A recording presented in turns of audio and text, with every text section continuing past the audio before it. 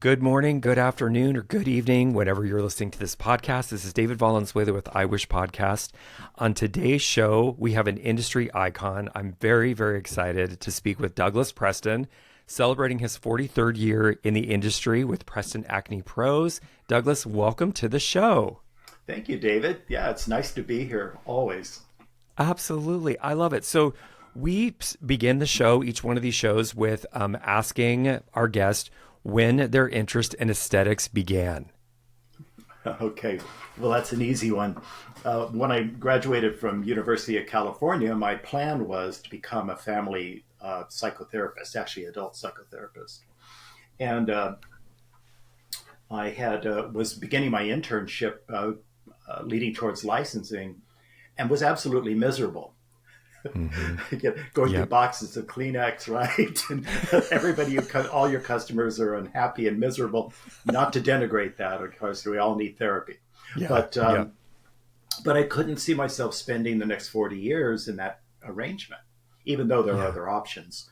And I had a long talk with myself one day and said, okay, that's what you're supposed to do conventionally. What do you really want to do? Well, my alter ego was in the appearance business, right? Fashion, glamour, all that sort of thing. Hair, makeup, these things fascinated me. So I tossed it all aside, went to beauty college, became a makeup artist originally, and seemed to have some talent there. So I did freelance work, and then I began to work on contract for the various major color houses. In department stores, right? They'd farm me out to Nordstrom, Neiman's, wherever, and Shiseido very often. Well, one day the regional rep for Shiseido said, "Okay, guys, we're not going to focus on makeup anymore. We're going to focus on skincare." And it's like none of us knew anything about it, right? You don't get it in beauty school, and so it's like, okay, you got to become a skincare expert by like the next time you come back here. So leave your makeup brushes at home and your talking points. So I realized I need to learn something about this. So I began to study aesthetics, skincare. And it turned out that it was the best thing in the world because I was getting a little tired of having to travel to job arrangements. I wanted a fixed location. Yeah. And that's really where it began. And so I was a hybrid, right? Makeup artist and esthetician, skincare expert. And then over the years, one just sort of slowly atrophied, and I became who I am today in conventional aesthetics, and with an emphasis on acne therapy. Yes, and I love that, and I love talking about acne. It's ridiculous, but so it's so interesting to me where people actually make the connection from when they graduate from school to actually going to work somewhere. Or we've had a couple people that have gone through, I wanted to do makeup, I was really bad at it, or I want to do lashes or waxing, I was really bad at it, and acting was my passion, and sort of led them down this path.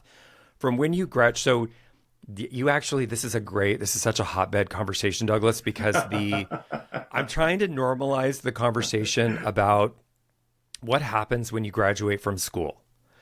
So, we see a lot of, and there are of course are exceptions to everything. We see there are people that graduate from school, immediately go into solo practice and can make a go of it, and they're successful and they do it. More often than not, we have a crash and burn scenario where somebody graduates from school, they go, and I keep telling the story, and I hope she's not embarrassed by it, but she rents her own suite. She borrows $30,000 from her dad, gets a hydrofacial machine, but she doesn't have any clients. Right. And, until you start getting educated in the industry, you don't really know how to build your first book of business. You don't know any of the stuff you need, the business stuff, other than you know how to do, or you think you know how to do a really great facial. So you're like, all right, I got my own space. So from you having a Shiseido moment of being a makeup artist, so what actually happened? When did you start working in the treatment room? It was kind of an unusual situation in my case because while I was in beauty school, I was trying to distinguish myself from the flock, right? There were like 7 girls and me, there. And I always wanted to take an elegant approach to everything I did. So every day I came to school, I wore a tie. I used to pin a carnation to my chest, right? And I just had this way, right? Yep. for a straight man. Yeah. It was highly unusual. And I didn't really know what I was doing all that much, but it appeared I did because of the way I presented myself. Yeah. So in the local community, this is in Santa Cruz, California, it got around somehow, I don't know, that there's this, this exceptional guy over here at this beauty school who's going to be this great esthetician, makeup artist, whatever. And I started getting interviews. I mean, I don't know how. And a couple actually hired me before I even graduated from school to work as an esthetician in their salon nearby. What an honor. And so I did that, but I really, it was basic school. I mean, really basic. Yeah. We made triangles out of tissue, and we had like 3 pots of grease, right? Pink, blue, and white. And that was our facial regimen. It was horrible. I couldn't even figure out why anybody would pay for one of these things, right? Much less do it as a career. Yeah. But I had that desire. So they hired me. I had to figure this out for myself. I started getting some customers, and basically it was the same thing. I let my style, my presentation mask the fact that I didn't know what the hell I was doing with skin. Mm-hmm. And I was getting business. Now, this is an interesting insight. It's one of my first insights into this profession, which is that presentation and making customers feel good is way more important than the depth of your skincare knowledge. Now, cosmetic manufacturers, product manufacturers, equipment manufacturers, they don't want you to believe that, right? Because they would rather you be dependent upon what they have.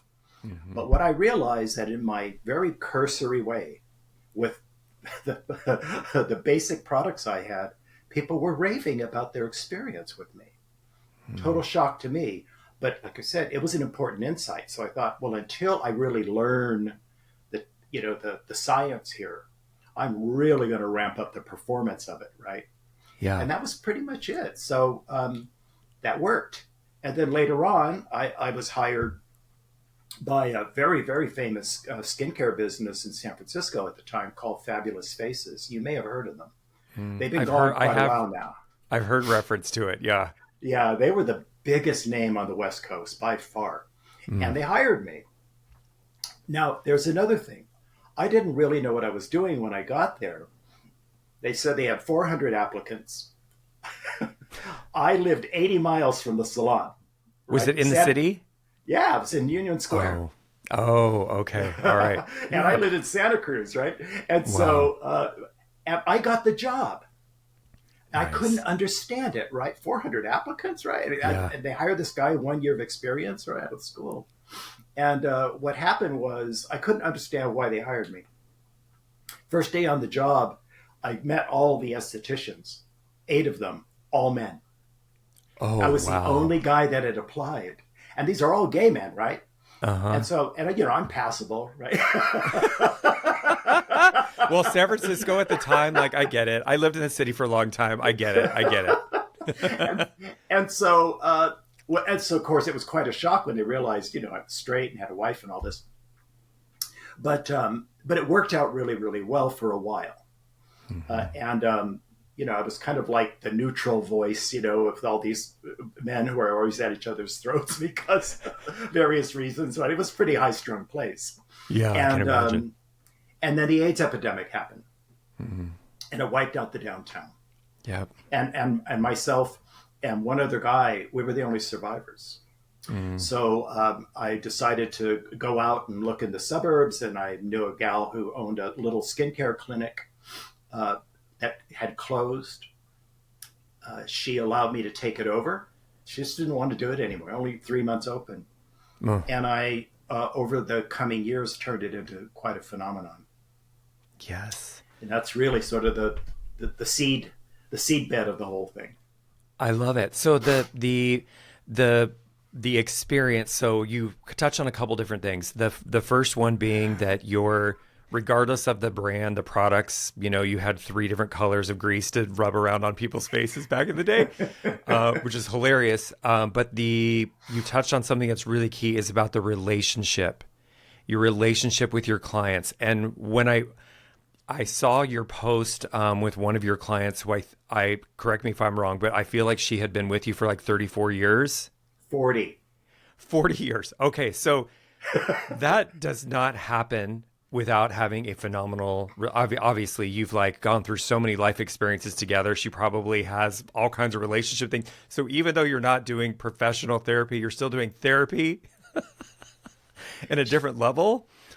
But that relationship aspect of our industry and understanding that it really trumps everything else. It doesn't matter what modality, what product, what anything. Your relationship with your customer is the foundation for your success in this industry, whether you're going to do it. And we're not really, there's not really, until you see maybe the operation of a location you're working in, how people interact with their clients, how they treat their clients, how they do their consultation, how that relationship actually starts to begin.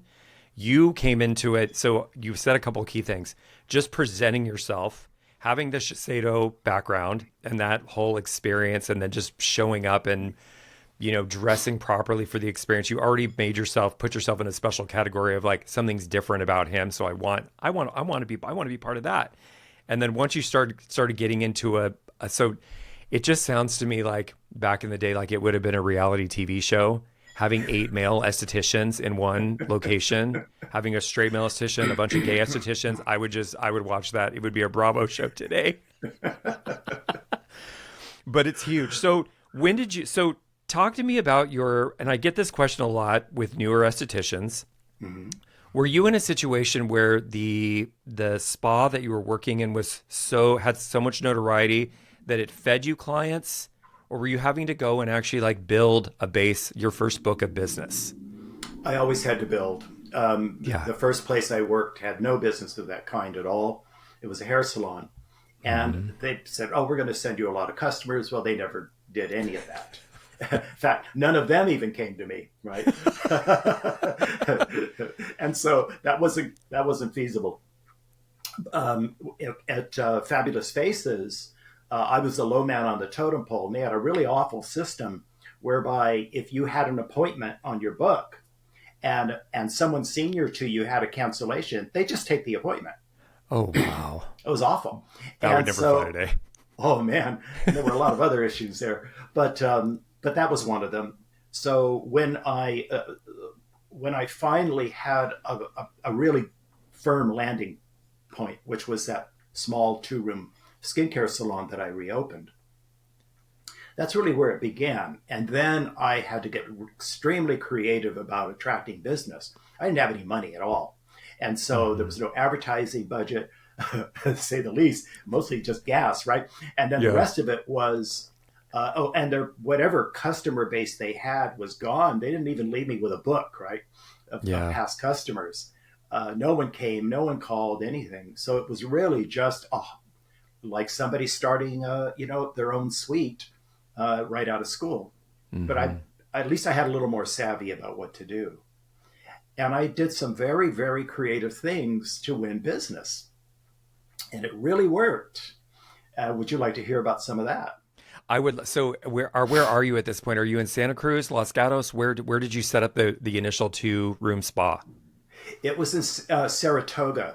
And Saratoga is in Silicon Valley. It's probably one of the wealthiest communities there. But the reason I was there had nothing to do with that. It was just an opportunity. So I just sort of, kind of like a hermit crab, one leaves and another one moves into the shell. Well, I love it because people don't know often, sometimes your path of, you don't even really have a plan. You're just kind of moving through life and an opportunity presents itself. And when you're prepared to take it and actually do it, side note, but when Silicon Valley became, remember in the early 2000s when .com was happening and everyone was becoming a millionaire every 24 hours. And I just remember walking by this thing called Facebook in Palo Alto, not even knowing what that even was back then. Like, it was just a crazy moment. So, and, back then, San Francisco, just the Bay Area, it was just a different time. It was a different time before the technology really took hold and changed the economy. Anyway, sidebar. So you get yourself into this location and you're left with no book of business and you have to build this from scratch. So tell us, give us some of the things that you did to actually build your business. Well, you have to use your head. So the first thing I did was I being a makeup artist still, having no business in the salon yet. And by the way, remember this is 1983, and the aesthetics business was nothing in terms of volume like it is today. Yeah. It's still a specialty service. Let's face it. Yep. But then it was like really specialty. That customer was not easy to find.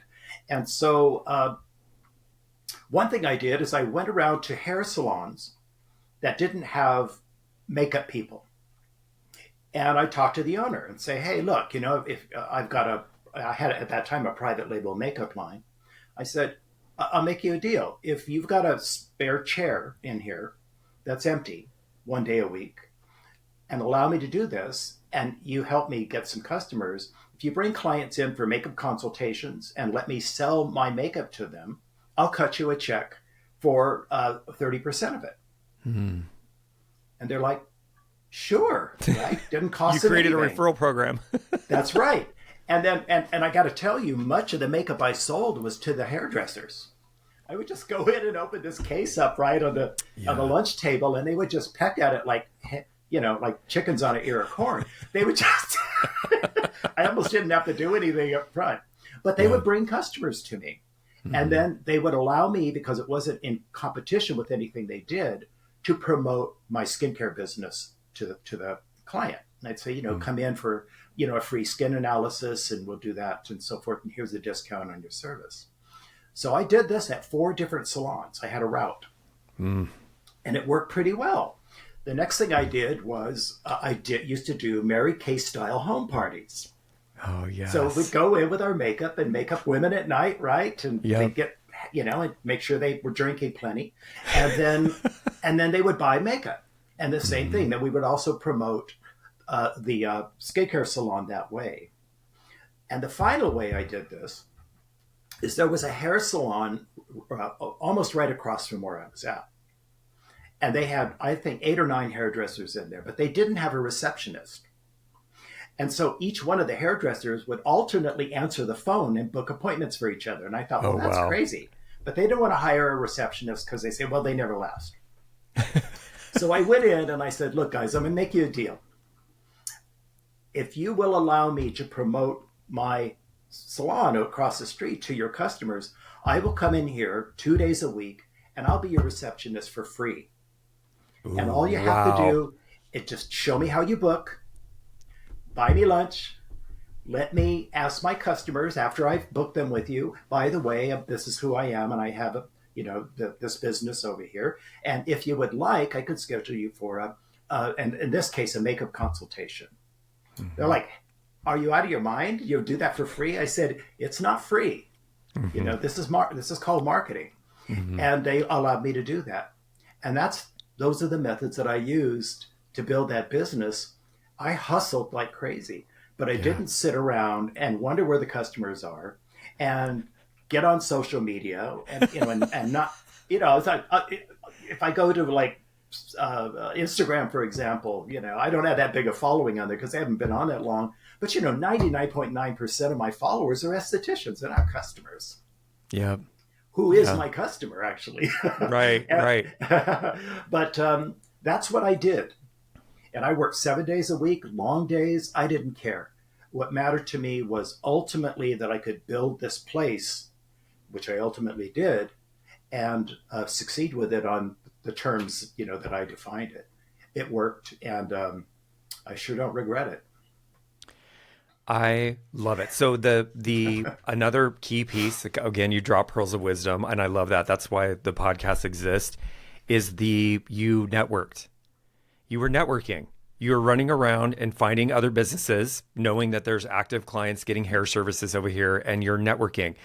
Some of the conversations we have now, when people are saying, well, I need more clients. And I'm like, okay, let's talk about the 5 to 7 mile radius of your business. And have you ever networked with any other local business owner? Invite them in for a treatment. Is there anything, maybe it's a yoga studio, what's close to you?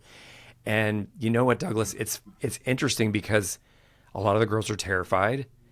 And everyone has their own personality, right? We generally, in the aesthetic space, bring in a little bit more of a more compassionate, empathetic type of personality that's not, I'm 6'4". So I walk into a room, it's a very different experience than esthetician just graduated from school, 5 feet tall, and I'm like, you don't look at me as you have to use your own personality. But just even planting the seed that you should go network with other local businesses, specifically if you are a small business owner yourself, and start networking. And that obviously was huge for you.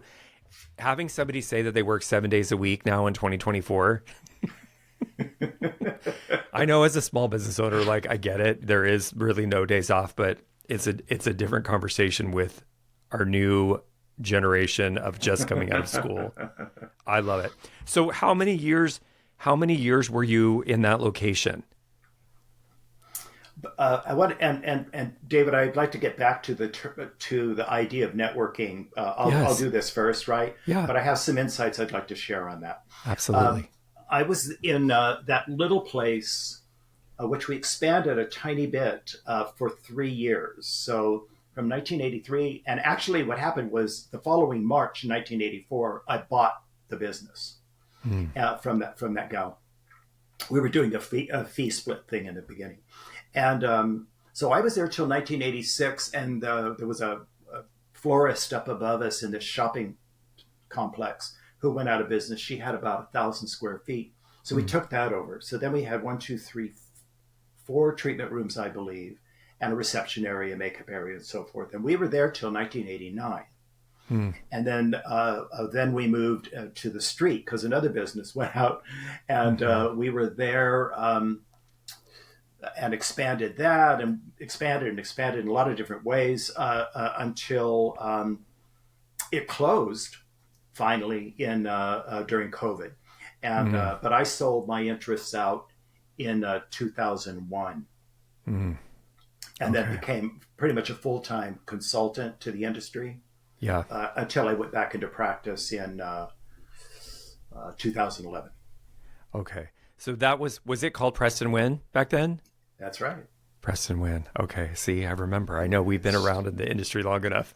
It's so sad. It's just sitting there, an empty husk, but it began to circle the drain at some point, but not under my watch. Right. I know. So that's it's hard to let go of your baby sometimes because you put so much heart and soul to build it to what it was. And we were talking offline about a conversation about who acquired it and that whole crazy conversation, which could be a whole nother podcast in of itself. So I totally get it. So Douglas, all of this experience, having makeup, building your first book of business, when did your interest in acne spike? Was it always part of it, or did you start seeing like a trend I think this is kind of needs a little help in this department? It was pretty late in my career, actually, and this would really be about 2011. I had treated acne the entire time, but it was never a big part of what I did. Yeah. But for example, comedone extractions was whether you've got acne or dry skin, you can have these. And it's a visual thing, and people would like them removed. And so, and then the extractor story that I created is a little bit of a sidebar, but I have had that since the second year of my career. I invented it in 1982. And so when I came back into practice after I returned to the Bay Area in 2011, I opened a new skincare practice. And early in that, I started it was a little bit more of a conventional neighborhood area, right, than Saratoga, which is older, wealthier. People started bringing their teens to me with acne. Well, I knew how to treat it. Yeah. And then finally, a pediatrician, of all things, brought her 15-year-old son to me for treatment. Doctor, right? And she said, well, we really don't like to use medication for this if we can help it. Do you think you can help my son? I said, well, sure. And I treated him and got him looking terrific. So she said, would you mind if we, our office of 6 pediatricians referred to you? I said, of course not, right? And then it was a flood of teens with this, and then which naturally leads to more and more and more, and it became at least 50% of my clientele. Wow. When I decided to focus on acne pros as a business, educational business, some product, the Preston Rxtractor, was pretty late in my career when I realized that eventually I'm going to be retiring from the service end of it, but I still want to stay in the game. Yeah. So, and then the Preston Rxtractor blew up on social media. Yeah, I only sold like a dozen of those things a year, and I never even tried. And now it's thousands, right? And so I had it redesigned. I got a patent on it, trademark, have it manufactured in the United States now. It's so it's a fully Preston product, and and then we created a certification program, largely around what I call congestive acne. Not so much hormonal or any of the other types, but the most common type of acne that estheticians treat. The extractor makes that whole process far, far easier. And and now I have retired from service. And Preston Acne Pros is what my business is today. And so it's it evolved exactly the way I wanted it to, and it's been more successful even than I imagined. Yes, I love that. So what year did you, so after all these, a couple things, you just gave me a whole bunch of things to unpack. So the pediatrician, and this is, I know you know this well. If you're listening as an esthetician to this is probably the predominant reason why clients seek out an alternative is either they have failed some sort of medical therapeutic. They've been on antibiotics or isotretinoin or spironolactone or something. And within 3 to 6 months, their acne started coming back. They start researching alternatives, and then they end up coming into the aesthetic camp like, oh, estheticians, like, what is this? So the fact that you had a pediatrician that brought their own child to you, amazing, amazing. I'm sure at some point over your career, you've had the opportunity to talk to a dermatologist. Sometimes those conversations get a little heated, and I appreciate them. So I've learned from all the experience, and I take it all in. And then I'm like, well, I'm just gonna let me just give you a different point of view and perspective, because I understand what they're seeing in their practice all day, and they don't understand what we're seeing out in our industry all day. The clients are like, all right, I went through that, it failed, so I got to find something else, another option. So when you realize that 50% of your business is acne, and you're like, okay, there's something to that. What year did you launch Preston Acne Pros? Fairly recently. I think that was in 2019. Okay, 2019. That we began that. And then have begun to enlarge what that is. Yeah. It's got some natural barriers to it that we're going to honor, primarily because it's just a simple fact.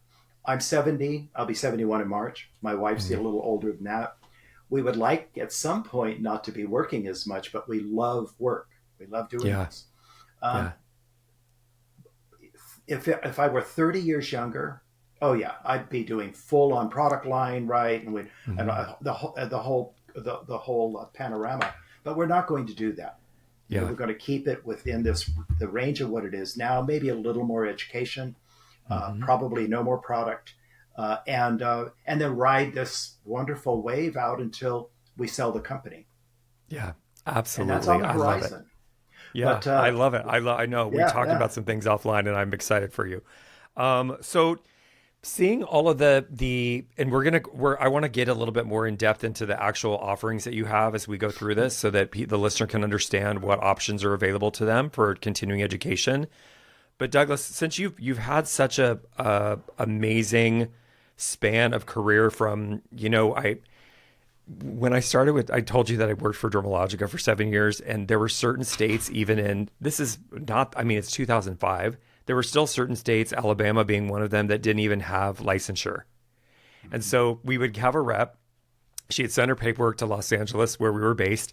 And then the customer service would call me and say, this person is saying they want to open an account and they have no license and everything. And I had to explain where the state didn't have any licensure requirements.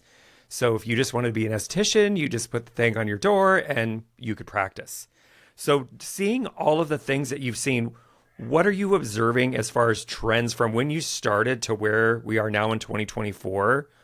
I know that there's trends, coming and going constantly, and you've seen even way more than even I have. But what trends have you seen evolve since you've started? Well, a couple of things. One was the day spa phenomenon was probably one of the biggest changes in terms of trends. And these are where these businesses, would open up and incorporate all these different services that used to be called a full service salon. Yeah. But then but then suddenly, they had I think it was American Spa Magazine had a logo for that. It was all about selling equipment and products, right? Yeah. That's the whole thing. So it's like, hey, here's the next thing. You guys all got to do this because it's good for us, right? And our advertisers. Of course. And then I knew that concept was eventually going to go south, right? It's too expensive. It's hard to make those places run. So now we've seen more of an atomizing of the business again. A lot more independent estheticians, than before, and a lot more people getting their license. In fact, I wrote a small article, I think, for NASN about saturation point in aesthetics, right? Yeah. Because if you put 10 more estheticians in a small town, that doesn't create 10 times more customers. It doesn't work that way, right? Right. It means that there's more hooks in the lake with the same fish, right? So, this whole nonsense about, there's plenty of business for everyone is a misnomer. It's silly. There isn't, unless, one client a week's enough for you. Okay. Right. So, no, it's, who has the best lure catches the most fish. And and everyone else starves. Yeah. So the trends that I'm seeing have to do with more equipment-based treatments, right? More of an emphasis on ancillary things such as brows and lashes. And in fact, many estheticians are only in school just for those services. Yeah. I believe that's a mistake in the long run because I've always told people, don't base your career on fashion. Base it on and eyebrows and lashes are fashion. Just look back through fashion magazines in the history or old movies, right? Yep. It goes around in a circle. That's right. And so, but skincare and what I call emotionally driven services, which is aging and acne, they're eternal. Yeah. They're not curable. And and while one may recede, the acne, aging takes over as another horror, right? So we're all aging. That's right. And so I've always kept my business close to those services. Yeah. And have pretty much ignored the advances in equipment, with the exception of a few things like microdermabrasion and so forth. Yeah. But my success was never based on that. It was based on client interaction, understanding what they want, providing it in a way that makes sense for them and is simple for them. Yes. In a very, very enjoyable environment. And that formula worked, and it's worked for 40 decades. And that client I was telling you about, by the way, who came to me for 40 years, she was the first client that ever walked in the door of that little place when I reopened it. Wow. And she is not a fancy lady. She's Danish, and she's very severe, and she's an attorney, and she's no frills, right? You cannot fool this lady. Yeah. But for 40 years. And when I retired from service, she was my last client. I love that story. I love her. I love that story. It's amazing. Yeah, it's incredible.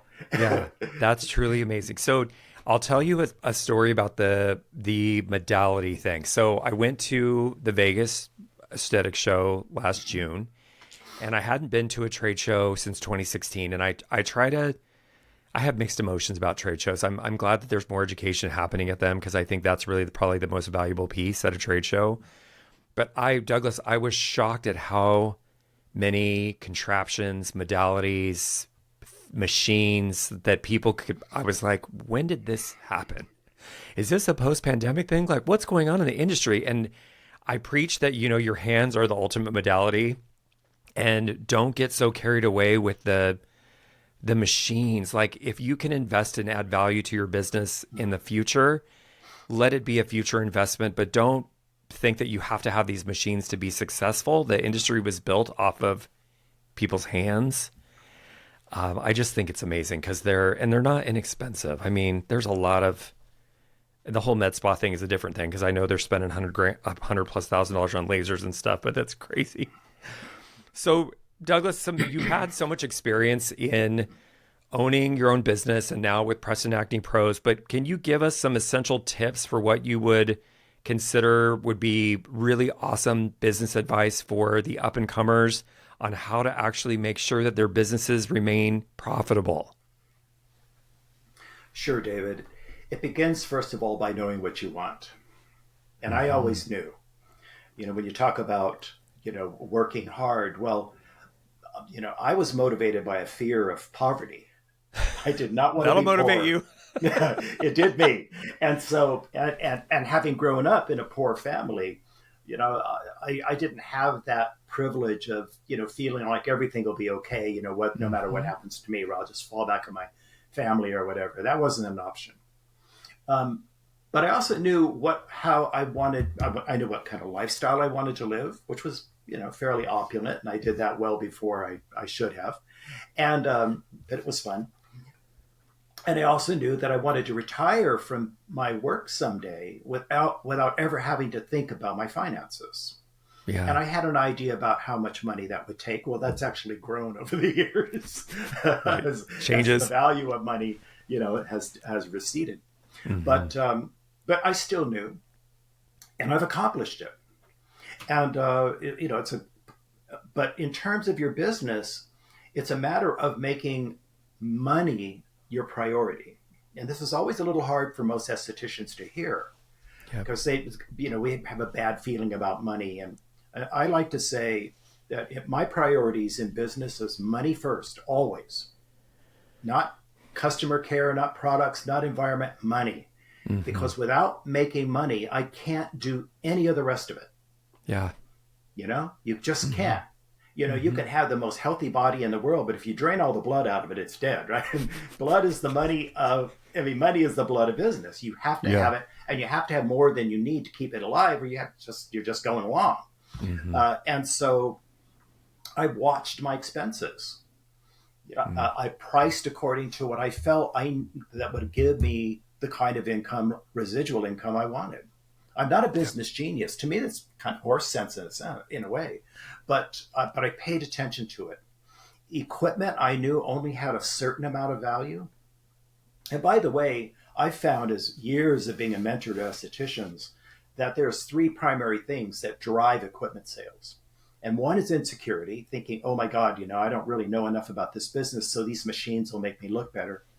Or fear, which is I better get this stuff because I want to keep up, right, with everybody else. I've been doing well, but now, with these new machines, I might get behind. And the third one is boredom. People are just sick of doing the same old thing over and over and over again because they're focused on the wrong thing. Yeah. And therefore, they buy a toy, to try to revive their excitement. And that only lasts so long, right? And happy for the afternoon, I say. Makes me happy for the afternoon. Like Christmas morning, right? You're everything, right? And the next day you want something new. Yeah. And so those three things, and none of them are a good idea because the customer isn't asking you to do it.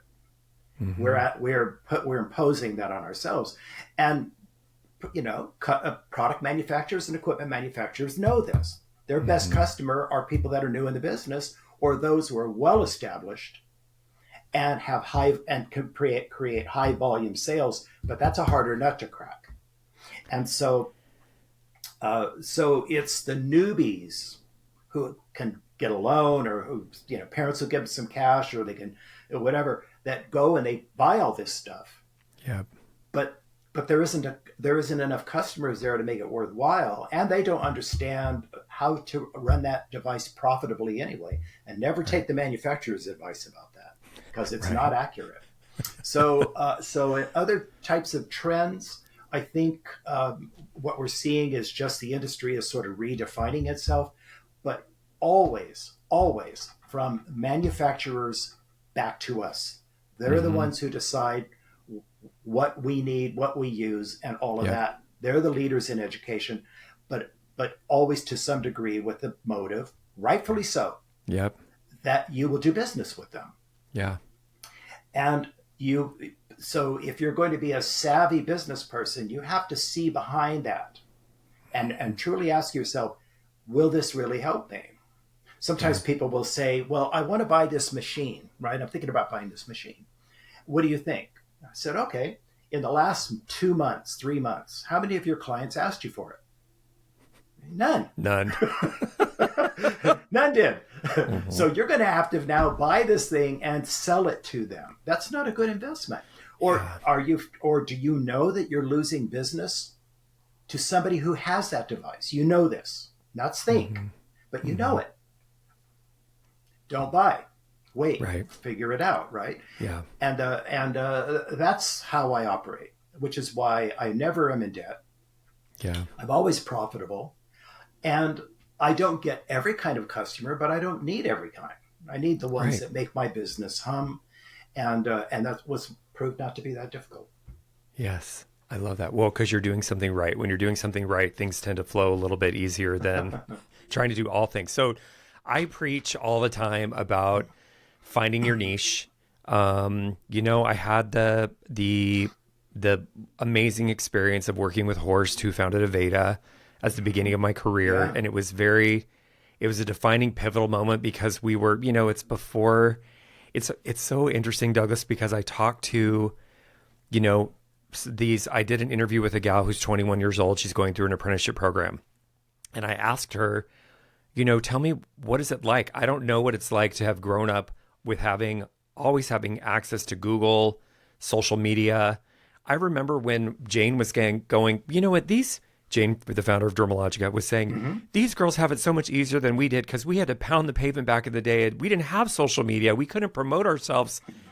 There was no internet. There was none of these things. We had to actually, like you said, go knock on the door, do some really interesting, innovative things to get bodies in the bed. She always said, get bodies in the bed.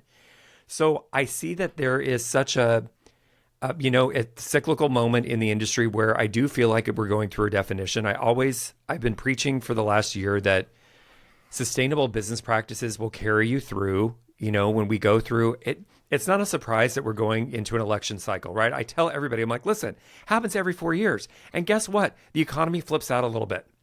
So you're either going to build a business that is affected by what's going on in the nightly news, or you're going to build a business that's going to be sustainable based on your solid practices. And you have to know what those are to not get lost in the fray and then freak out and go and, get in 100 people compound moment on Facebook and start complaining about what do I do?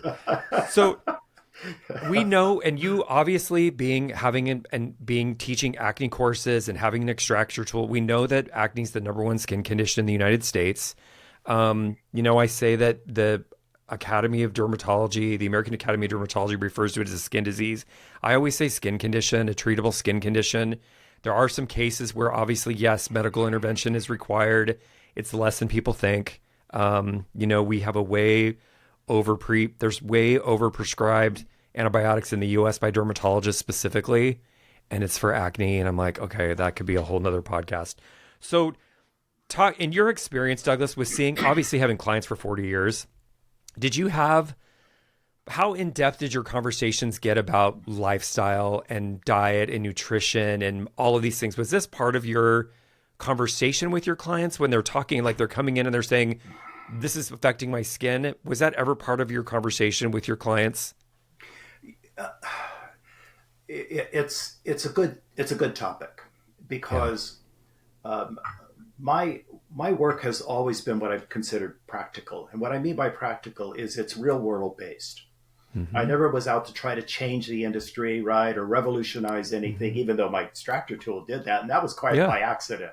It wasn't my intention. But,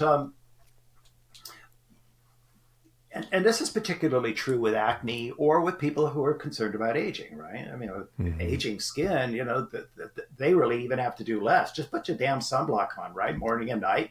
And if you Amen. work under fluorescent light all night, put it on, right? Just have to just neutralize that, and you'll do more than anything else that you can do topically. Yep. Mm-hmm. And that's hard enough. But sure, of course, whether it's premature aging or acne, and you begin to talk about, of course, right now the big subject is gut health and microbiome, right? Mm-hmm. And that's great because there is knowledge there. Mm-hmm. But what I found over the years, and this is where decades of experience really helps, no anybody who's fairly new in the industry, even 5 years, I can teach a lot of things as an educator. I can't teach experience.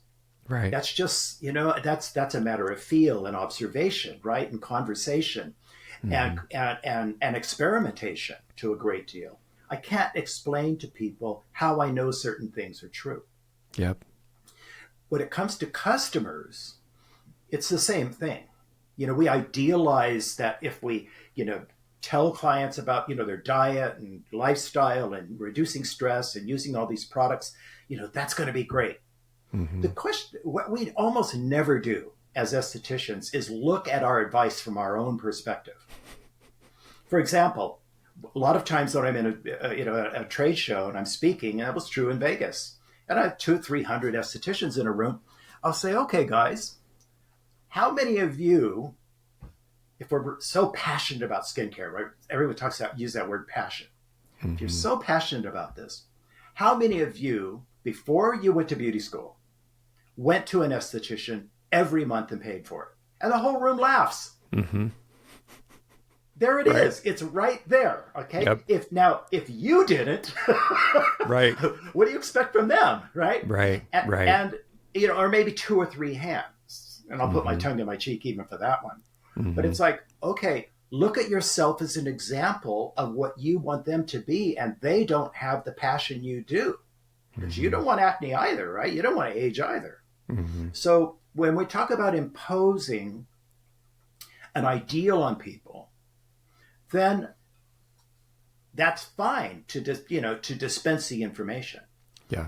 It is another thing to expect compliance. And I don't, because I don't get it, right? Uh-huh. And so when and David, because I had a background in behavioral psychology, we did a lot of field research. That's part of what you do. And I've done that in terms of aesthetics, and customer behavior is a big favorite subject of mine. And I did some surveys with people who came to skincare businesses, right? And got facials and bought products, not the person on the street. That didn't matter to me, but our target customer. Mm-hmm. And I asked them, how often, and also my own customers, right? How often do you use your skincare products according to instruction every day? And what I found, it was about 50%, which means that fully half of what these products are supposed to do can never be realized by the customer. Mm-hmm. And then you throw in lifestyle issues, right? The drinking, the smoking, the staying up all night, the stress, the bad diet, all that, right? Laying in the sun. Which probably then reduces the efficacy of those products by another 25%. Mm-hmm. I mean, what are we getting here? Right. That is the truth of the matter. Mm-hmm. And when I look at that, whether it's kids with acne who aren't following their regimen properly, right? They run out of products, they don't tell their mom, all of this stuff. And people who, are advocates of anti-aging, there is a difference between idealizing and actualizing. And so I position my business to respect the actual, not the hypothetical or hoped for. Yeah. And that's a hell of a lot easier on me, and less responsibility on the part of the client, because I didn't want them coming in saying, oh, God, I've been so bad. I forgot to use my sunblock. I say, you're not bad. You're just like everybody else. Think I do everything perfectly all the time? Yeah. And that's how I approach this. So clients can always feel good. They never forget why they're there. But at the same time, my job is not to be a nag. It's not to enforce behavior. It is to instruct, advise, offer solutions, and then the client does whatever they want. Mm-hmm. That's a fact. And Yeah. that's always kept it positive. It's kept me in business. And, and as I said, it takes a lot of pressure off the esthetician who is, trying to push an issue that's really falling flat on most people. Yeah.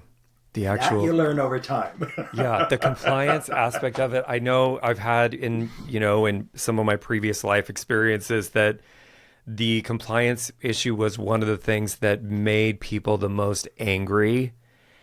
And, we're going to fire our client. I'm like, well, we probably don't want to fire the client. Like, come on, this is your livelihood here. So let's not do that. But we can maybe talk about ways of things that they can. So the part of the consultation when we're going through and having this conversation, with somebody about, how much time are you willing to spend on your skin? Yeah. And part of that is like, what are you actually doing today? Because they're not going to do a 50-step regimen if they're spending 30 seconds washing their face with bar soap. Like, it's a far expectation. Like, that's putting the cart too far in front of the horse. But that initial conversation, asking the client, how much time are you willing to spend on your skin? How much time? How many products are you willing to apply? Are you willing to do a serum, moisturizer, SPF? Do you want it to be one product? And let the client kind of guide the conversation for what they're willing to do. And if they are going to even do that 50% of the time, like you said, that is a great statistic in itself. Yeah, right. Sure. Because that's real life. So, and it's true. And we know with our acne clients, it's not really going to speed up your clearing process to skip your routine for a week, which is, again, part of the education that we have to do with our clients when they're coming in for treatments. And I love all of that. So let's talk about the... May I interject one more thing on that subject, David? Of course. And that is part of what, especially newer estheticians are dealing with, is it goes back to a fear factor, which is that, well, if the client doesn't do all these things, it could reflect badly on the results of my work. This is true with acne. It's true with aging, right? And if that's the case, maybe they won't come back to me anymore, right? Or they'll think badly of me. That never happens. Never. And so, but it is a worry. Yeah. They've got to do all of this, or, I'm going to look bad in their eyes. No, clients take responsibility for their behavior. I have never once in all the years I've treated clients, tens of thousands of people, been told by anybody that, well, I don't see anything from what you're doing. And then I can say, okay, what are you doing? it's not all me. It's right, never exactly. happened. Yeah. Never once happened. So it's a phantom fear, but that people, react to as if it was, as if it was going to happen any day. And that that fear is laced through all processes of being an independent business person, particularly in the area of sales. Yeah. Yeah. No, I 100% agree that setting up an expectation with your clients and then meeting where they're at. I'm like, if somebody is used to buying a drugstore product and then you're asking them to invest in a $200 or $300 home care routine, they might buy it one time because they're trying to be nice to you. The psychology of that moment, like, I want to be nice to this person because they spend time with me. I'm like, that's, your customer. It's very interesting. So, side note tangent about retail and product sales. So when we went through 2008 recession, I was working with Dermalogica. I was managing the Eastern Seaboard. And we made a decision as a company at that point in time. I knew the conversation had been happening, but I didn't realize it was going to be actually executed, to partner with Ulta. And the brand took so much heat for going into Ulta. We've been promoting this for years and you're selling out and all this crazy stuff. But when we did our research, Douglas, and we started asking clients, because the economy had essentially crashed, people lost half of their values of everything, their retirement, their homes. Like, it was a moment in time. People felt bad about not being able to afford an aesthetic service. They still wanted their products. And it was a moment, this is, we didn't have technology to give people links and things for estheticians to be able to have individual product sales and benefit from that. So people were like, I feel less pressure, emotional pressure, by not going into the spa and buying that product off the shelf because I can't afford to book a treatment. And it was easier for me to go to Ulta and complete that transaction. And I was like, this is a psychology lesson here, because people don't want to have bad feelings. And it's the same. I equate it to like hairdressers. if you have a long-term relationship with a hairdresser and you're like, I don't really like the way they do my hair anymore, and you want to then sit in the person's chair next to that hairdresser, it is the most uncomfortable situation. Like, but no, that's my client. And you're like, okay, this feels awkward. You leave the salon, you go somewhere else. That's right. So there is an expectation aspect of it. And we don't want our clients to ever feel bad. We want to meet them where they're at with whatever budget that is. And if it's one product or 5 products, setting the expectation up for what's really going to actually transpire is okay. It's totally okay. It is. I mean, I understand the estheticians' alarm and ire over those kinds of when major companies that have established themselves in the aesthetics or the hair market, go over and get bought up by corporation. Of course, that happened with Aveda and then Dermalogica as well. Yeah. The problem comes in, it is the original message, David, which is that, okay, what a company is saying is that these products are very special, and we only want them sold by estheticians because of their efficacy, right? Estheticians need to know how to prescribe them. We don't want, lay people to just go walk up to a shelf and buy it. Okay, that's fine. But at some point, that changed. Now anybody can do it. So it begs 2 questions. One is, why is it suddenly that anybody can buy these products? Were they professional products only? Or did you reformulate them suddenly to where anybody can safely use them? You see, there's a lie behind this. And not that many estheticians actually figure it out. Yeah. It's like, how come suddenly these products, which had to be sold in a special environment by special people, now can be bought by anybody? That's what troubles me. And I don't blame any company for selling out to, L'Oreal or, Moet, Louis Vuitton, Moet Hennessy or Cosmere. You're fine, right? I do it. Yeah. But the people that are left behind are stuck with that awareness. And so authenticity does come into question and integrity at that point. So, so this goes back to some of the things that you said earlier, which, your people and our industry is very, as we know, and I see it all day, every day, people are very loyal to the brands that they partner with, and they feel like their feelings have been personally hurt by something. Yeah. And I've been on both sides of this, right? I've been with the private company, then the public company, then the private equity company, then the Unilever. Like, I understand the nuances that take place. And this is the statement that I think was like the mic drop. I was like, listen, here you are. You have spent the last 30 plus years building your business. And this company comes along and sees value in what your business offers and offers you a $500 million paycheck. You're going to take the $1 billion as a business owner, like true business understanding that at some point in time, you do have to exit. Now, there are some examples in our industry, specifically like Paul Mitchell is an example that is still a private company after all of these years and has very strong loyalty. And that's right for that business. And it doesn't mean that every business will be sold. Maybe there's a family lineage that they want to pass it down to. It doesn't make it wrong. But the point that I like to drive home is that your business is about you and the decisions you make for your specific scenario. And it has to be, of course, there's going to be partnerships along the way, but everything is at a different life stage. It's all at a different life stage, and it's okay. So I took some heat and I haven't worked for Dermalogica since 2011, and I was at a show in Florida, and this esthetician just unleashed on me about Dermalogica, and I just stood there and listened to her because she wanted to be heard. I was like, you have your story. I'm going to let it be out, and then I went back and said, after you've been doing this for 30 or 40 years and someone comes along and says, I'd like to give you $300 million for your business, you're going to take it. And she kind of changed her frame of mind for a minute, but I was like, we got to think about it from a bunch of different perspectives because it's true. It's a different life stage and it's okay. And it's all right. It's business. It's business. So I'm going to jump down here, Douglas, because I want to talk to you about it's 11:11.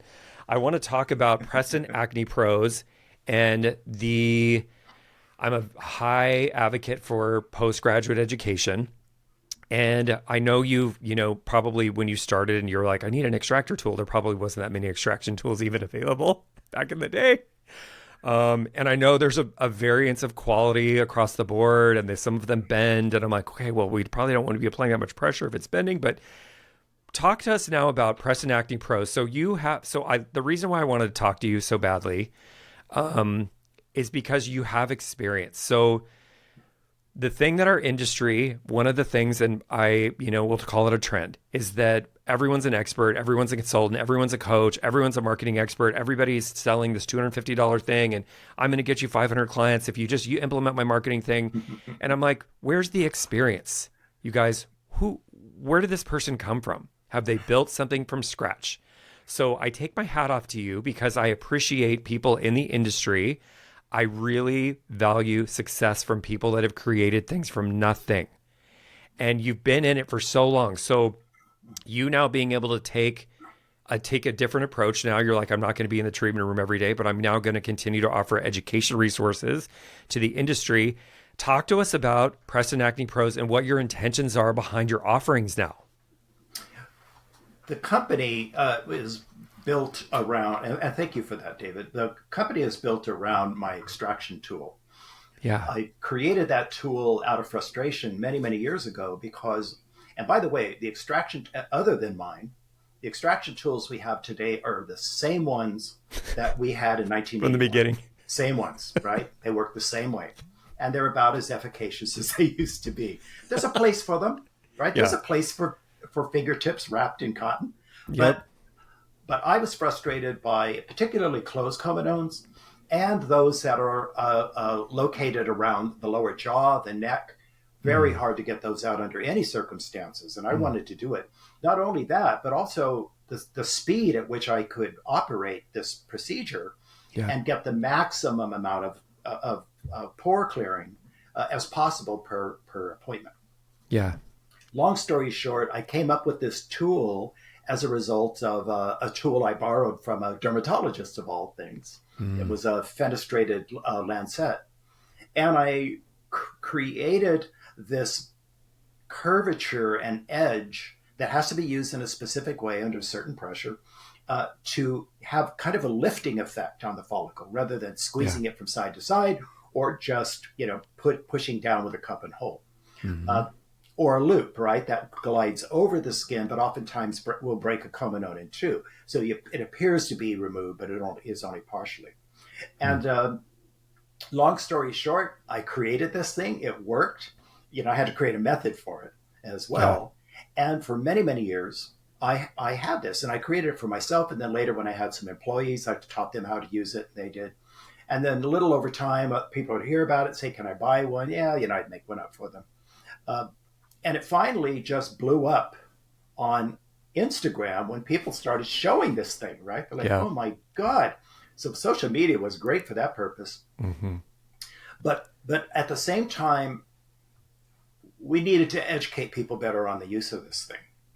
And so one of the realizations I had when I looked into the various acne programs out there, all of which are competent in my opinion. I don't say that we're the best, but we focus on what I call congestive acne, which is follicular blockage that can build bacteria, which then leads to a response in the follicle for inflammation, and then you have this aggressive acne or non-inflamed acne, right? Which, in my opinion, if you've just got a lot of blackheads, I actually don't consider that acne. I consider that an aesthetic issue, right? Yeah. Because some people will come in with hundreds of comedones, not a single inflammation. None. Yeah.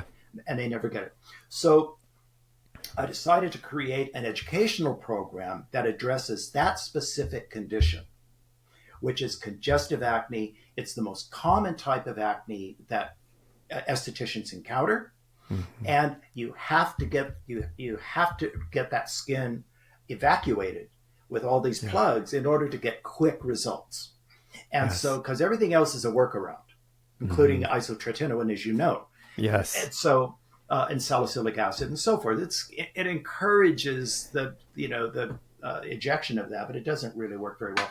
So I created a certification program that focuses on this type of acne You don't need to know everything about acne to get great results, but you really need to know this. And this is how to use the tool in conjunction with that. And then that fits nicely into just about anybody else's program because it's so unique to itself. Yeah. And that's what I did.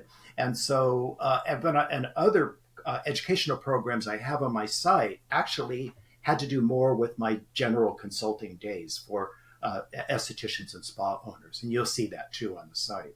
But that's really who we are and what it's about. Yeah, that's a resource. So something that I think is really key that so I was actually in Arizona training Mariah, and she had your extractor tool. And I said, oh my gosh, I saw your extraction solution on her little table. And I was like, I wrote it down. I was like, I need to call Douglas. This is like last August. I was like, I need to call Douglas. We need to see what's going on.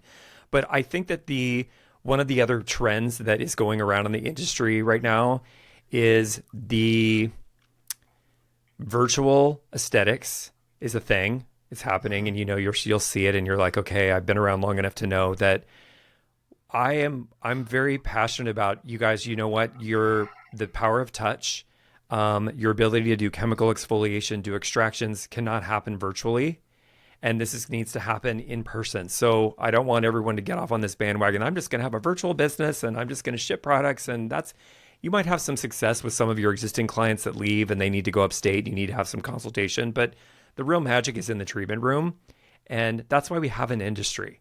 Like, that's it. That's why we have it. So these resources of learning how to do a proper extraction with a really specific tool are unmatched. They're not, there's never going to be a virtual situation where you're like, okay, let me show you how to do an extraction with this tool. You're not. It's a professional use tool, you guys. That's why it exists. That's why we have it. That's right. We've sold a lot of those tools to people who haven't had our hands-on course. We have a virtual course for it, right? They can look at that. And many, many demo videos. But nobody who owns that tool and hasn't taken the hands-on practice will ever realize the magic of that thing. It's the potential. You just need to be there. And fortunately, we have so many who do. But I see people using it incorrectly all the time on Instagram. Yeah, and you're like, no. And they're getting a good result from it. Not the best, but good. And then I'll usually write them behind the scenes and say, let me have a couple of suggestions for you here. Right. Thank you so much. But, even used incorrectly, it works pretty damn well. But properly, it's just magic. And there's nothing else out there like it. Yeah, totally agree. And I also, when a client is congested acne specifically, the path to getting their skin clear, I say skin is like your fingerprint. It's one size fits one, and it's going to be different for everybody. And there's a lot of factors, multifactorial, but being able to go see your licensed esthetician, having a professional treatment with professional extractions, utilizing this tool, your skin will clear faster than if you're just at home beating it out with home care, trying to be overly aggressive with whatever product line you're using. You will actually get better results. And this is one of the areas where I feel like in our industry, the aesthetic space specifically it's underdeveloped. And when you had a pediatrician bring their kid into you for their acne, I mean, such an awesome opportunity because there is, we don't even, I'm like, how do I as a brand bring awareness to the alternatives for acne treatment where there is a lot of people that just run immediately to the dermatologist. And, depending on which dermatologist you go to, if you're in a PPO or an HMO, you're having usually a 5 to 7 minute appointment. The dermatologist is looking at you. Very rarely are they saying, what is your diet? Are you doing this? Do you use skincare? Da, da, da. Nope. They're looking at 4 different therapeutics they're going to go through and they're going to prescribe something. And it's not, it's just an awareness campaign, Douglas. I'm just an independent brand. So I'm like, how do we have a say no to drugs campaign? I've got all these funny ideas of how I want to do it. But we're never going to take the place of the opportunity for the esthetician of being able to provide this type of a service. So it's an amazing opportunity, you guys. If you're looking for a better way to perform extractions, obviously you've got to look up Preston Preston Acne Pros to get some more education opportunities that are available for you. Douglas, are there any skincare myths that you encounter that you would like to debunk from all of your years of experience in the industry? There are too many to mention. Everybody knows what they are. Right. I would like to go back real quickly to the idea of networking. Yeah. If you don't mind, because it's one of the most misunderstood opportunities out there. We hear we need to network. There's a big mistake that takes place. One of the things is that some people have these networking clubs, right? And everybody, you join it, and what you realize is that when you get into one of these networking arrangements, it's all fishermen and no fish. Right? Nobody has a customer for you; they're all looking for one. Right. So those are almost worthless.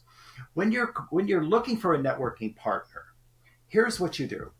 First of all, you target somebody who may likely have access to customers that you need. Okay, where's the best place to go? Hairdressers, for example. Yes. Right? They serve people who are interested in their appearance. Mm-hmm. Now, the mistake that most people make when they want to network is that they are asking for something. And the best way to do it is to ask your potential networking partner what they want. Mm-hmm. Put them in the recipient's chair. Are you looking for more customers? What kind of customers? What are your specialties? Because I get a lot of customers who probably would like to have a good hairdresser. Or, and in conversations I've had with many of my clients over the years, they're talking about, I used to go to this person, but she moved and now I don't have a hairdresser. Or, my person used to really do a good job, but it doesn't seem like she cares anymore.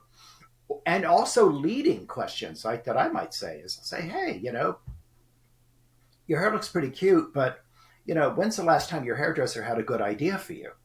And they're like never.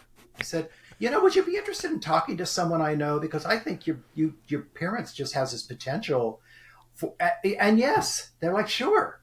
It's so easy to take a client away from a hairdresser who's been neglecting them. Really easy. Clients never forget why they're in that chair. Yeah. But the professional can. And so so sure, right? So it's like, okay, I would love to give clients for you, right? So you start with the offer to them, show them what's the benefit for them, and then say, and by the way, it would really be nice if when the circumstance arises, that you might let your clients know about what I do. And sometimes I would give them like a brochure rack, right, that they could put on their station. And I would ask for the same thing. And this way, you have a win-win arrangement, but you are demonstrating your care for the benefit of your networking partner first. That's what you want to do, because everybody in business wants a customer. Mm-hmm. And they don't need somebody who needs a customer. Right. It's a trade. Right. So this is the proper way to go about networking. Find out what this person could use that you could help them with. And sometimes, even if it's a bit distant, like a dentist, I would put them in my newsletter. Yes. And talk about them. Put their picture. Here's their business, right? And then I've got a rack of brochures in their office because people are sitting there waiting and, doing nothing. Yes. So this is the proper way to network. That method works. So bear that in mind next time that you're told you should go network. It's one thing to have the concept. It's another thing to know how to do it properly. Right. And you nailed it on the head with the asking about their needs first, as opposed to putting your needs out there. Like, how can I help you? It gets me riled up because, as you know, we're out here in Palm Springs, and I can't wait when you come out here for vacation. We'll have to get together. But the hairdressers, Douglas, that are out here in the Valley, they went to beauty school 30 years ago and have never taken a postgraduate education class, and they're still cutting hair exactly like they did in hair school. And I'm spoiled because I've traveled the world, and I spent a lot of time in New York and San Francisco and LA and Atlanta, and like I get it. And so I'm like, I see these specific techniques come out, and I'm like, oh, you've never taken another class a day in your life, and I got to get out of here because I'm going to look like a Q-tip more than I already look like a Q-tip. It just makes me crazy. So, and I don't want to ever let anyone in our industry think that you're ever going to be, if you sit in a place where you're like, I know everything, then you should retire, because you're not ever going to know everything. And there's constant learning, which is why I preach the postgraduate education and going and getting yourself. Clients are looking for mastery. This is what, so in my 25-year, it's going on almost 30 years, Douglas. Like, Wow. How is it happening? How does this happen? It's going on almost 30 years of being in the industry and seeing consumer behavior shift. Clients are looking for mastery. And I tell estheticians, with a TikTok search, your client's getting infiltrated with 500 different ways of people that are treating their acne, and none of which are right or correct, or beef tallow or whatever they're doing on their, I'm just like, what is going on? It's TikTok, right? They're looking for views. They're just looking for content creation. So I'm like, look at that. You're going to separate yourself from the herd by being the educated esthetician that really understands thoroughly how to provide an exceptional service. And that exceptional service, the opportunity for that is based off your relationship with your client, you having a 40-year relationship with a client. If you're an asshole and you want to expect that your client's going to come back to you every 3 weeks for a treatment, it's not going to happen. So the continuing education aspect of it, I go and speak at the local aesthetic school here, and the estheticians can drop in at the first of every month. It's a rotating program. So these 3 girls are getting ready to graduate in a week. These just started. And I asked the question, what do you want to do when you graduate? Like, where do you want to work? And before the pandemic, everybody would raise their hand and say, I want to work in a med spa. Now I'm like, do you want to work? Obviously, there's a lot of resort spas out here. Do you want to work in a resort spa? Do you want to look at a cruise ship? And they're just looking at me, Douglas. No one's even had to ask the question, what do you want to do? And so I say, my advice is find somewhere to work. Go somewhere where you can have some sort of mentorship, where there's either clientele, hairdresser, something that can feed you some business. Learn some things, practice, do some lashes, do some waxing, figure out what your passion is, and then move in that direction. And that's really how you will build a business, and that can be sustainable, and all these other fun things that we talk about. But it all happens with education. That's it. It's education. It's sound advice. Absolutely. Yes. And, the first 2 people that hired me, all I really learned was what not to do. And, but at the same time, just that experience alone was valuable. Absolutely. And it's like, well, this isn't that hard. I could see what companies do to tear themselves apart, but putting something together is not that difficult if you're dedicated to it. You want to put in the time, and you have the time, right? Many people who start out in the industry think that's going to be fast, and it is not. Right. As I said, the aesthetic customer is a rare bird, and you have to be willing to wait to catch them. And then you got to hold on to them. Yes. And eventually they'll all leave you. So you have to keep bringing new ones in. That just happens. That 40-year client, I've got one 40-year, and I have a couple of 38s. But you know how many people I've worked with? I know, really, out of the thousands of people. Yes. Yes, that's right. Right. It's a rare thing. Can't even imagine how many. I have a couple clients that are getting to that 60, 90-day waiting list, which I think is phenomenal. They've really built a strong business, but that's not the norm. And that's obviously having a lot of experience to get in that space where they could actually build that kind of a client. And they're also in specific markets. So it's not, again, just like I say about skin, it's one size fits one. Douglas, tell us so I have one more question, and then I want you to tell everybody where they can find you and stuff. But looking ahead in the industry for as long as you have, do you have any anticipation for how the world of aesthetics is going to change? Do you see anything on your radar that you're like, yep, I see the industry going in this direction? Not necessarily. I'm pretty good at looking over the horizon, and have planned for that. What I plan for are recessions, for example. Yeah. I certainly didn't plan for the pandemic, but but because I planned for recessions, I got through the pandemic. Yeah, because I know what that's like.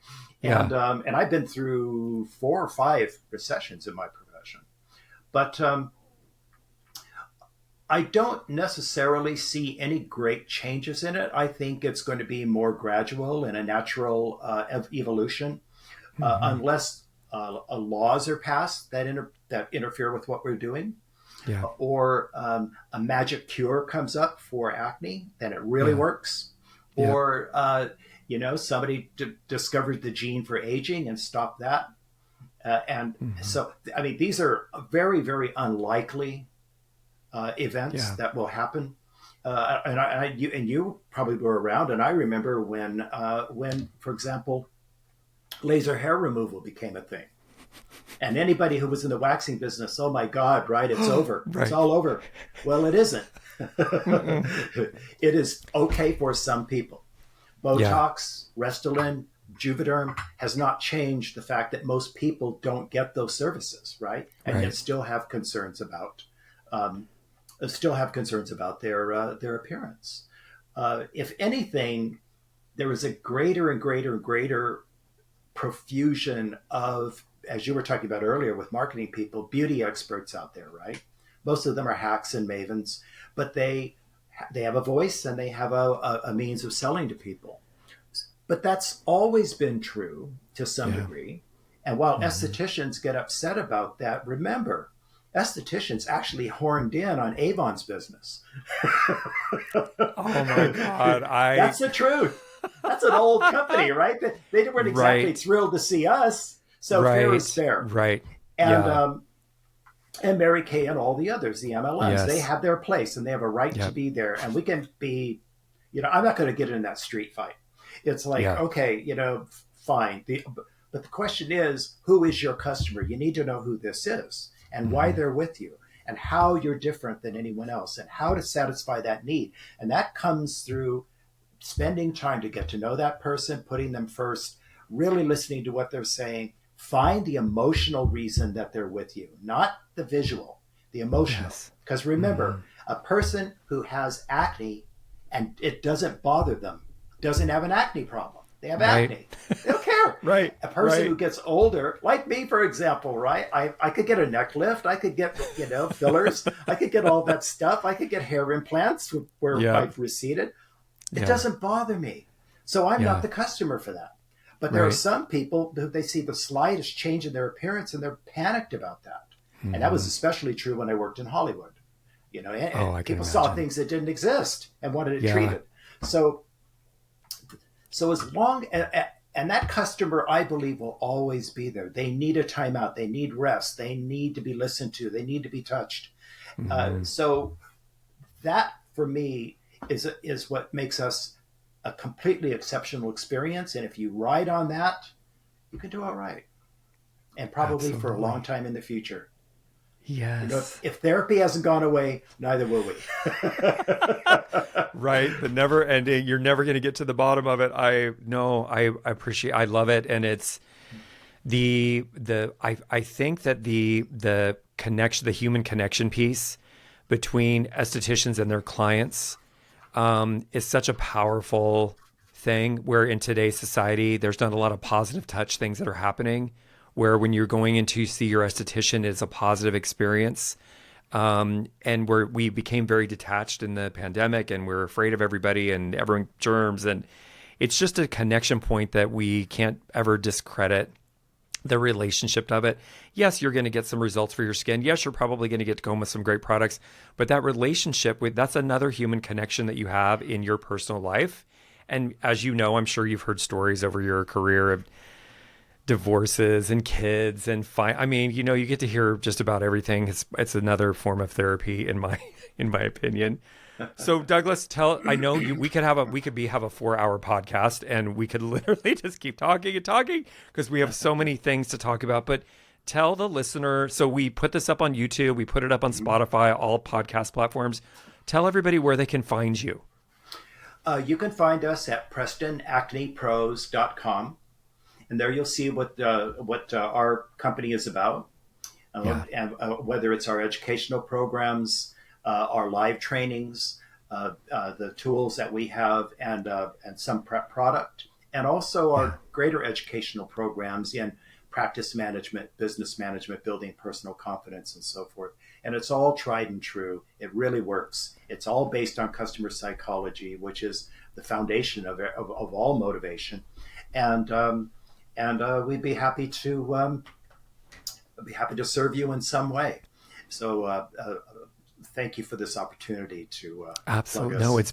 it's been my pleasure. So If you guys are listening and you want more information about Douglas's company, it's PrestonAcnePros.com. This episode has been generously sponsored by Wish Skin Health. Wish is focused on the holistic treatment of acne without the need for harmful prescription medication.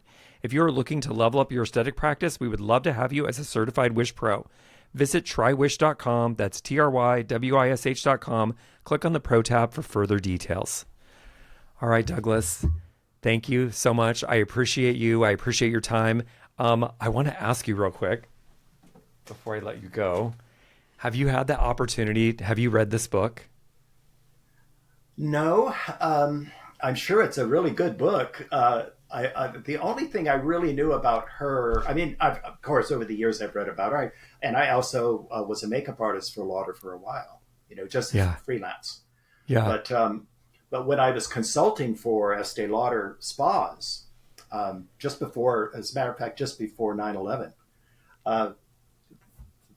they were having some problems with these spas, and I was asking them, how come they don't have the big problem was they couldn't sell any products in the spas. And I said, well, why not? They said, well, we're in department stores, and the department store makeup counter, cosmetic counter sells our products, and we can't compete with that. And I said, well, then create a new brand that's exclusive to the spa. And they said, Esty will not give us another dime for this business. She didn't want to do it in the first place. We talked her into it. She's pretty pissed. And because they were losing money hand over fist. And it's a story I'll tell you about some other time.